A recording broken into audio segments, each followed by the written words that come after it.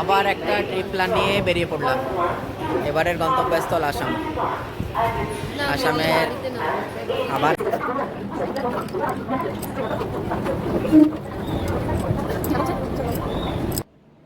এই যে বর্ধমান স্টেশনে আমরা দাঁড়িয়ে আছি, আমাদের ট্রেন ঢুকছে বিবেক এক্সপ্রেস। আর এই বিবেক এক্সপ্রেসে করেই আমরা আসামের গুয়াহাটি পর্যন্ত যাব। ন্যাচারালি বিবেক এক্সপ্রেসটা অনেকটা দূর থেকে আসে, তো ন্যাচারালি অ্যাভয়েড করাই সব থেকে বেস্ট। অন্য ট্রেনগুলো অনেক পরিষ্কার পরিচ্ছন্ন থাকে, বিবেকটা একটু অন্যরকম হয় আর কি। যারা আগে জার্নি করেছেন বিবেকে জানেন। তো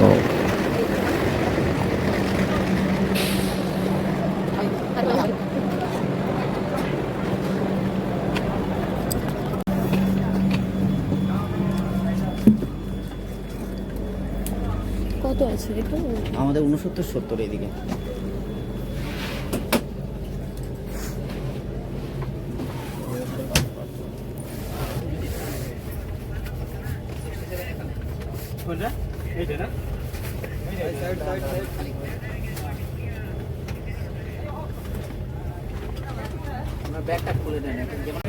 আমরা গুয়াহাটি স্টেশন এসে পৌঁছেছি।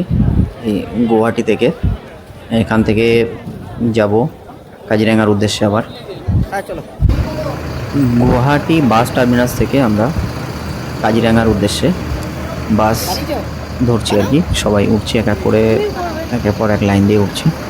আর এখান থেকে বাসের ভাড়া 600 টাকা করে এসি বাসগুলোতে, আর নর্মালগুলোতে 450-500 এরকম থাকে। এই গুয়াহাটি থেকে কাজিরাঙ্গার উদ্দেশ্যে রওনা বাসে।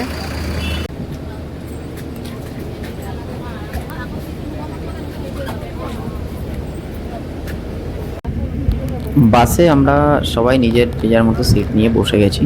আর যেহেতু বুক করা ছিল সিট নাম্বার সবারই, আমরা আগে পিছে করেই বুক করেছিলাম, অনলাইন বুক করে নিয়েছিলাম। চললাম আমরা, তাই তো? কোথায় চলছি? কোথায় কোথায় যাচ্ছি আমরা? কাজিরাঙ্গা। ঠিক ঠিক,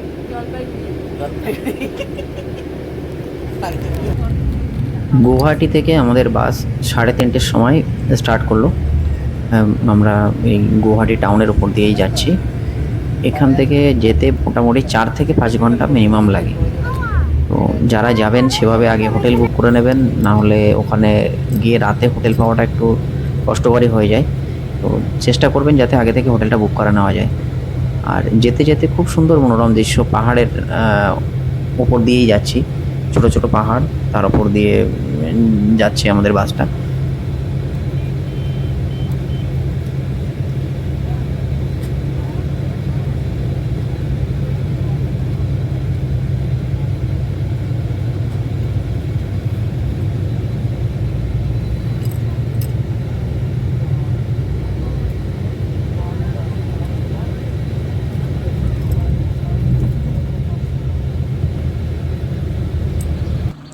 সকাল 6:30টায় আমাদের গাড়ি চলে এসছে এবং আমরা সবাই রেডি হয়ে গাড়িতে বসেও পড়েছি। আর এই যে দাদা, ইনি আমাদেরকে নিয়ে যাবেন এই এনআরই হোটেল আর কি, যেটাতে আমরা আছি, ইনি নিয়ে যাবেন। মার্চের প্রথম দিকে হলেও বেশ হালকা হালকা ঠান্ডা, সকালের দিকে হাওয়া লাগলে বেশ ভালো ঠান্ডাটা লাগছে গায়ে। তো আমরা সবাই নিজের মতো নিজেদের শীতের ড্রেস পরে নিয়েছি, এগিয়ে চলেছি, কারণ হাওয়া চলছে, হাওয়াতে ভালো ঠান্ডা। আর আকাশও মেঘলা এই সময়।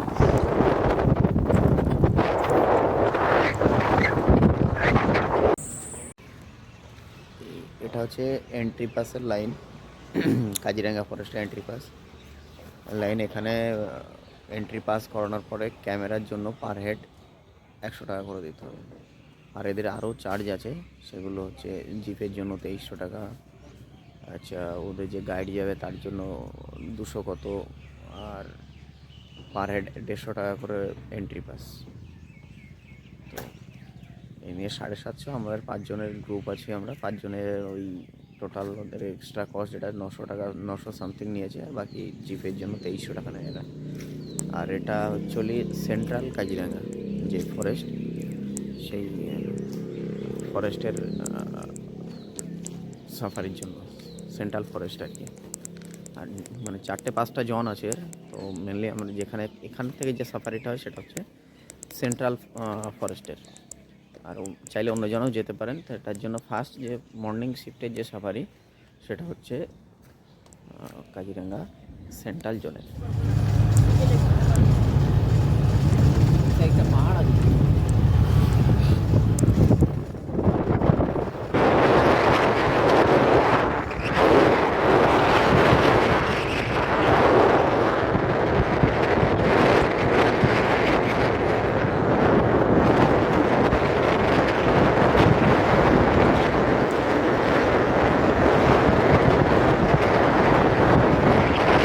সেন্ট্রাল জোনের যে এন্ট্রি পয়েন্ট তার সামনে এসে দাঁড়িয়ে আছি। নাম হচ্ছে মিহিমুখ।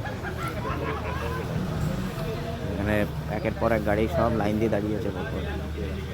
এখান থেকে অ্যাকচুয়ালি ফরেস্টের এন্ট্রি পয়েন্ট। টিকিট কাটার পরে এখানে এসে আবার চেকিং, একদম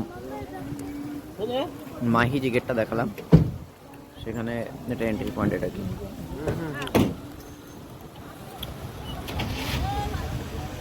কাজিরাঙ্গা ন্যাশনাল ফরেস্টে ওয়ার্ল্ড হেরিটেজ সাইট, সেখানে এন্ট্রি। তারপরে এই যে ওয়েদারটা খুবই খারাপ, আকাশ পুরো মেঘলা। টিম এই যে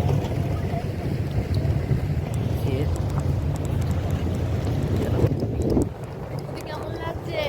ভালো। কেমন ফিল কেমন করছো? awesome, awesome.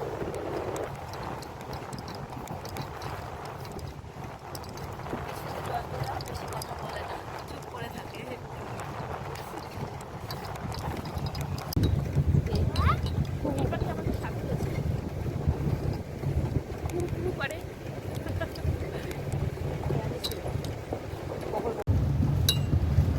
ना नदी वो पानी के अंदर बफेलो।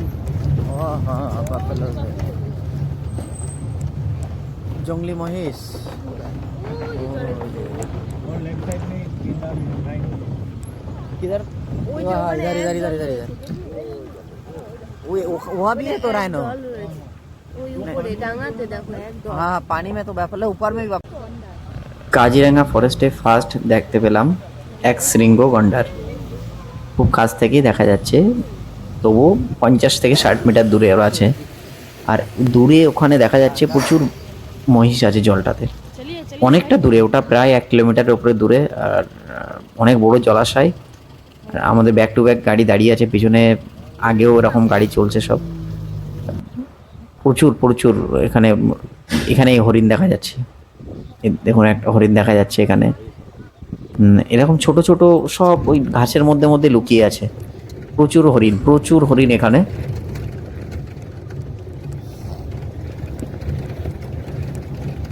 জঙ্গলের ঘাসগুলো যেমন কেমন শুকিয়ে আছে, তবে এই শুকনো ঘাসের ভেতরেই হরিণ সব চড়ে বেড়াচ্ছে দুদিকেই। মানে এই বাদিকে দেখালাম, ডান দিকে দেখাচ্ছে এই সাইডটাতেও।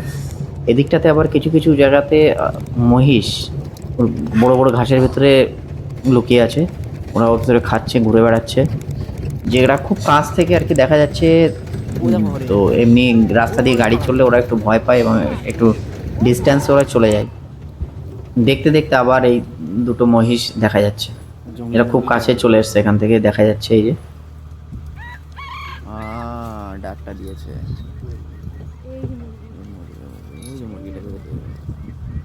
করে ও আচ্ছা, ওকে ওরা এই ছোট্ট প্রাণীটাকে কিছু করে না, না ওরা না ধরে খায়, তো ধরে নিবে না এরা?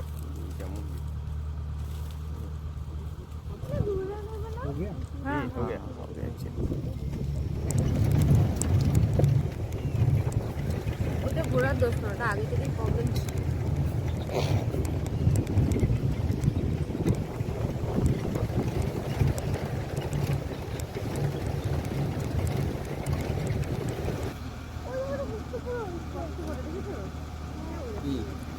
হরিণ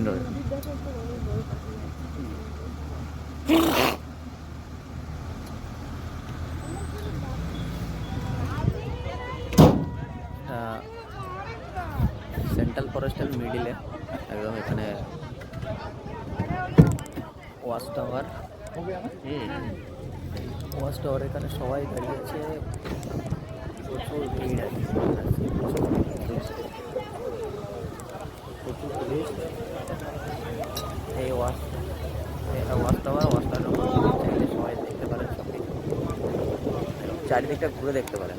আর আজকে আকাশ প্রচণ্ড মেঘলা, ওটা ব্যাড লাক আমাদের, অনেক কিছু আমরা দেখতে পাইনি। আর এখানে ওয়াশরুম আছে, লেডিস জেন্টস সব ওয়াশরুম আছে এখানে, সব ওয়াশরুমে যেতে পারে। বৃষ্টি নেমে গেছে, আর কি করা যাবে, কারণ বৃষ্টির মধ্যে ওয়াইল্ড অ্যানিম্যাল তো অতটা বাইরে আসে না, সেই জন্য আমাদের লাইটটাও খারাপ, খুব ভালোভাবে দেখতে পেলাম না। আগে কয়েকটা দেখেছিলাম, তারপরে মাঝ রাস্তায় এসে বৃষ্টি শুরু হয়ে গেল। দেখা যাক। অ্যাকচুয়ালি কাজিরাঙ্গাতে যে ফরেস্ট জোন আছে ওর আশেপাশে ফেব্রুয়ারির এন্ড থেকে বৃষ্টি শুরু হয়। আর আমরা যেহেতু মার্চ মাসের 10-12 তারিখের এসছি, এই সময় ভালো বৃষ্টি হচ্ছে, মানে আজই ফার্স্ট শুরু হলো বৃষ্টি, তো ভালো বৃষ্টি শুরু হয়ে গেছে। আর ফরেস্টে বৃষ্টি শুরু হলে পশুরা ন্যাচারালি একটু ওরা গভীরে চলে যায়, দেখাও যায় না, মানে আমরা যারা টুরিস্ট তারা দেখতেই পাই না। আর দেখুন কি ঘন জঙ্গলের ভিতরে চলে এলাম দেখতে দেখতে। হ্যাঁ, কিছু না পেলে আর কি করে যাবে।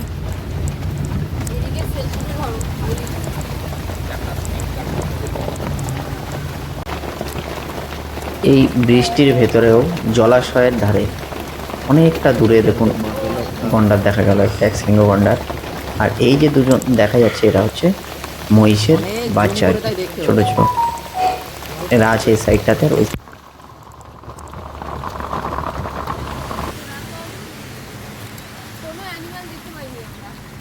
শুধু জল দেখে এসছি নাকি?